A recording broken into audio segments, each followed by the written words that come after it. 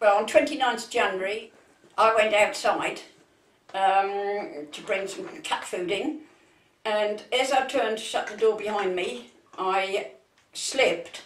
It was sleeting and snowing that day, and I hit the drain cover and broke my leg in 4 places. The other leg, the reason I slipped, the other leg was in a plaster cast, waiting for foot surgery, and I wasn't given a safety shoe, and I slipped on the plaster, and the foot was actually hanging off.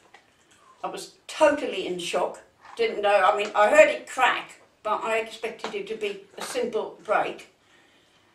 Didn't know what to do, but I had my alarm. I pressed the alarm. Within less than 2 minutes, my neighbour was round because the alarm is linked to his phone. By then, the ambulance were on their way, and within 5 minutes, the ambulance was here, and if it hadn't been for that, Maidstone Hospital said they couldn't have saved my foot. If it hadn't been for the alarm, I was crying out for help. It was 1 o'clock lunchtime, freezing cold, sleeting, and nobody heard me calling for help. And I did cry out for help. They were all indoors, either having lunch or watching television, and if it had not been for the alarm, I would have lost my leg, or at the very least, I would have lost my foot. So I'm certainly grateful for having it. You don't think it's going to happen to you until it does. I would have lost a foot if I'd lost a foot. I'm 76 years old. It would have been an absolute disaster. And that was the difference between life and death. But the other thing I also find, because the system is linked to the fire alarm, I mean, I had the fire people here installing a 10-year for the elderly people fire alarm, but it isn't linked to anything. If there is a fire, what would I do? Now the alarm system is linked into my fire alarm. I can feel totally safe because help would be here. The minute the fire alarm goes off, I know Roger would receive a phone call or somebody would be here. And I've seen it to work because there's quite a few mornings, like I let the dog out and I forgot to set the alarm.